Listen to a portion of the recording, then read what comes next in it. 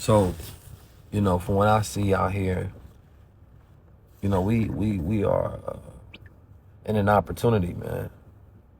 We in an opportunity. And when you in the opportunity zone, you can take advantage of the time that you in right now. It's the easiest time to become a millionaire than any other time in history. It's the easiest time to get hundreds of thousands. You're seeing it people happen overnight. People who put money into a coin they knew nothing about for real, just getting lucky. And that's good, but you have to learn how to invest in yourself to where you become more than lucky, you become skilled, to where you can minimize your risk when you go into the market and maximize your profits by the way that you are able to audit, the way that you're able to think, and the way that you're able to move. And you have to be the type of person that takes initiative and go get it, right? So that's going to be the way that we can go about moving, is that you have this mindset that is completely different than the rest of the world, because 99% of the world are sheep, and the sheep are going to get eaten by the wolves, right? And people are constantly trying to pull a wool over your head. You understand me? And once you realize that, and you have the ability to operate sometimes as a wolf in sheep's clothing, then you can move to where you are unestimated. You understand me? And underestimation is a superpower, because as people are treating you this way and you're growing, they're stuck and freeze frame with the image that you've given them, to where you can circumnavigate and strategize and utilize the new growth to defeat the enemies of your progress. But the first enemy that we have is self, right? Honorable Elijah Muhammad was said to be quoted that if you don't have an enemy, make you one. Christophers. You have to text access NFT to 323-577-6692. You understand me? And once you do that, why would you want an enemy? What is the point of having an enemy?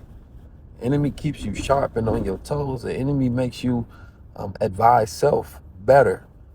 The enemy keeps you always on the move. You understand me?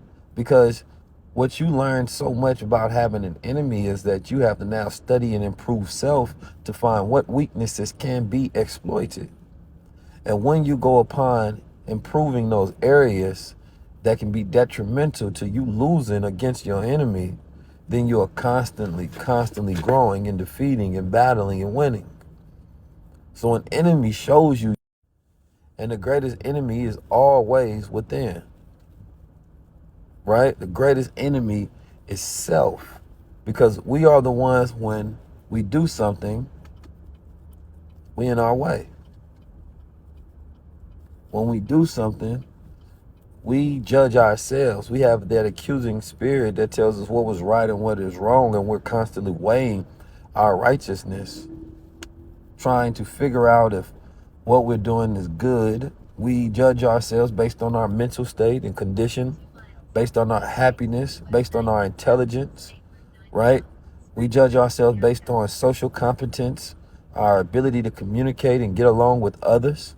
We judge ourselves based on social class, and we are judged on these things as well. And they determine the height of your confidence. So when you're able to learn to stop being a judger of yourself and you become an observer of self, you're able to take in analysis and utilize the information that you learn about yourself to improve. Most of us are improving, we're not improving. And then improv is when you don't have a plan, you're just freestyling what you think works in the moment. But when you are improving, then you are bettering and becoming more effective. And this is usually predetermined by the plan that you have for yourself. We have to make sure that we are improving and not just improving, because an improv can be nice, it can be cool, it can sound good. No, but we have to start designing our lives, because another word that I think for manifestation is design. A designer is predetermining reality. Once you design something, you not only predetermine the reality, but you determine how what you manifest will be interacted with, and how it will be interacted, and how people will react to it, and how will they have to go along with it. When you design a system, when you design a house and a blueprint and a floor plan, you design the way people have to go inside the house and move about how they have to live. When you design an education system, you design the future based on the education that people get from the institutions that you design. So we must become designers of our lives. And as we go about designing ourselves, what did I about design? You see me, I wear a crown. I designed this. Why? Because it represents who I am, and I want that representation to always be known. I cannot say that the design of this crown has nothing to do with my success. No, it's the interaction with the cosmic symbol that causes the subconscious upliftment in the mind once frequency observes symbols that are attached to our DNA. Why they're attached to our DNA is because our DNA stores information in our chains, our RNA chains in our DNA. So everything that our ancestors see, we have stored inside of us. They seen the sun, moon, and stars. So now I'm connecting DNA to the design, tapping in to self. I'm going to speak a certain way because design creates interaction and reaction. So I want people to react to the God within me a certain way. So I'm going to wear my crown. I'm going to put the chain on because I want to change the archetype of the nigga God into the young God, God, black God, original God, the one who has not been niggified and utilized all of his logic and power to be deceitful and to become a demon in life. But we get the ability to determine the completeness of our reality based upon what is inside the mind.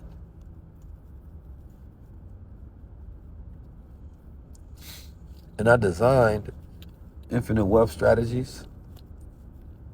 I designed the relationships I have with my brothers to create BWO,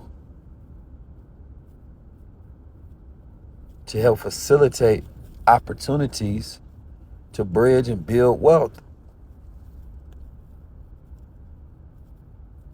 So my time here influencing the world has been spent very well. And the reason I know that is because of the impact that it has had.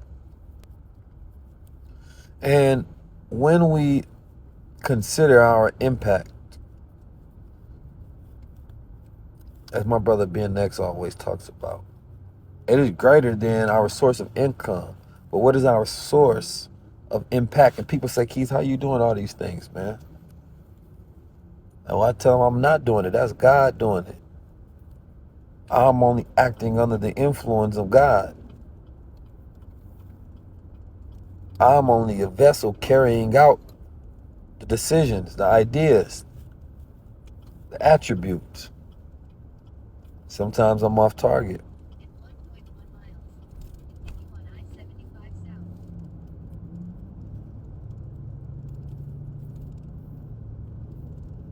So if the is my source, you understand me? I can't lose, and I'm tapped into the infinite.